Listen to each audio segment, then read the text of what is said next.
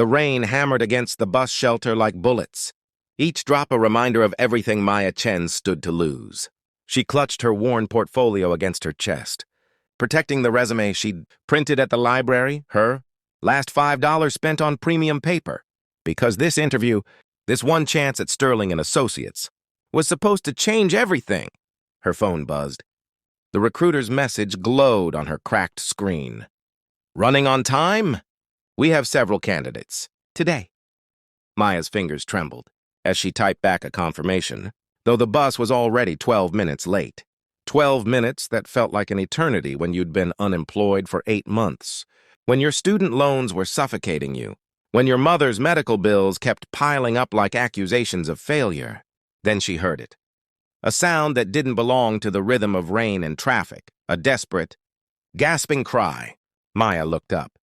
Across the street, partially hidden behind a black SUV with tinted windows, a young woman in an expensive silk dress had collapsed on the sidewalk. Her lips were turning blue, her hands clawing at her throat. Around her, people hurried past with umbrellas and downturned faces, the urban instinct to not get involved overriding everything else. Maya's bus appeared at the corner, its headlights cutting through the rain. She looked at the bus. She looked at the woman dying on the pavement. The interview that would save her life, or a stranger who needed saving right now. Her feet were moving before her mind caught up. Maya sprinted across the street, her portfolio forgotten, papers scattering like white birds in the storm. She dropped to her knees beside the young woman, vaguely registering the luxury of her clothes, the diamond earrings, the panic in her dark eyes that transcended any language or social class. Allergic reaction? Maya asked urgently. The woman managed a tiny nod, her hand weakly gesturing to her designer purse a few feet away. Maya grabbed it, dumping the contents. Lipstick, keys, wallet, and, thank God, an EpiPen. Her hands steadied as her EMT training from community college kicked in, the certification she'd earned but never been able to use for an actual job. She uncapped the injector, pressed it against the woman's thigh through the silk dress, and held it firm. "You're going to be okay," Maya whispered, counting the seconds. "Stay with me." The woman's breathing slowly, painfully began to ease. Color crept back into her face. Behind them, the bus pulled away from the stop, carrying Maya's future with it. A man in a black suit appeared, emerging from the SUV like a shadow given form. More men followed, all talking rapidly into earpieces. One knelt beside Maya, his eyes sharp and assessing. "You saved her life," he said simply. Maya barely heard him. She was staring at her phone, at the recruiter's new message. "We've filled the position. Thank you for your interest."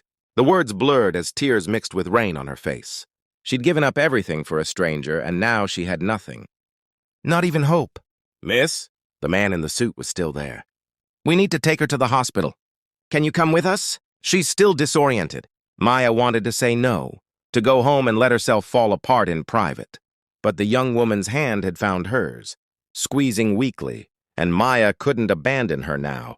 At the private hospital, in a room that looked more like a luxury hotel suite, Maya learned the woman's name was Isabella Moretti. She learned that the men in suits weren't just bodyguards but an entire security detail. She learned that Isabella's brother was someone important, though no one would say exactly what that meant.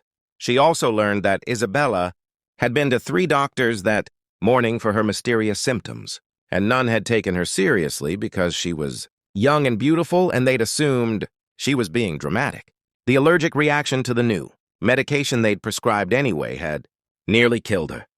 "Thank you," Isabella whispered, her English accented but clear. "Everyone walked past me, like I was invisible. But you stopped. Anyone would have—" Maya started. "No," Isabella interrupted firmly. "They wouldn't. They didn't." She squeezed Maya's hand again. "Why? You looked like you were going somewhere important."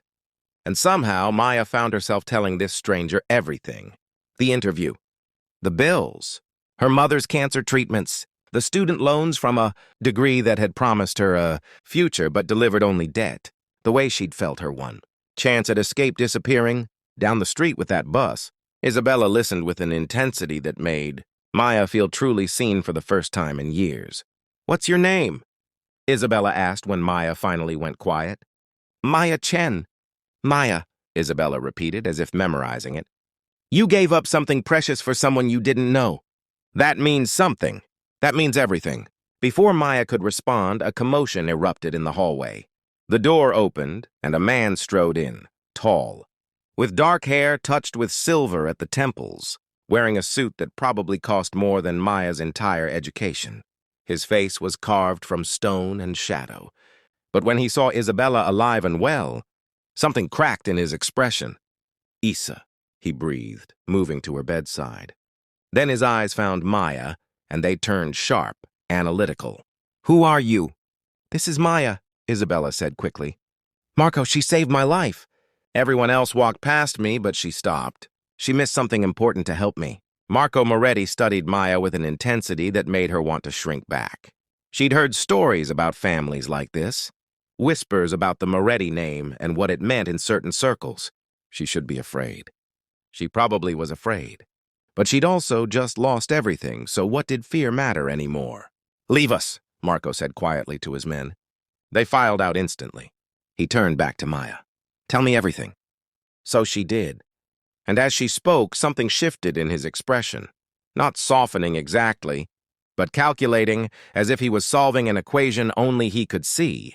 When she finished, he pulled out his phone, made a single call, and spoke in rapid Italian. Then he looked at Maya. "Go home, get some rest.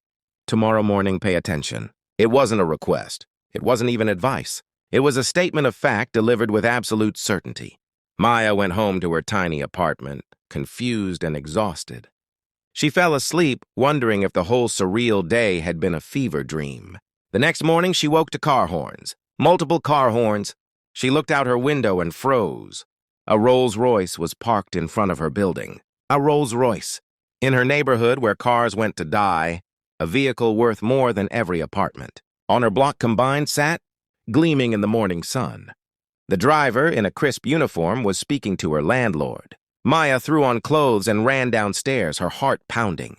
"Miss Chen," the driver said formally, "Mr. Moretti requests your presence." Her landlord was staring with his mouth open. Her neighbors had gathered, phones out, filming. What?" Maya managed. "Please," the driver said, opening the rear door. Inside the Rolls-Royce, on the leather seat, was an envelope with her name in elegant script. With shaking hands, she opened it. "Miss Chen, my sister tells me you sacrificed your future for hers.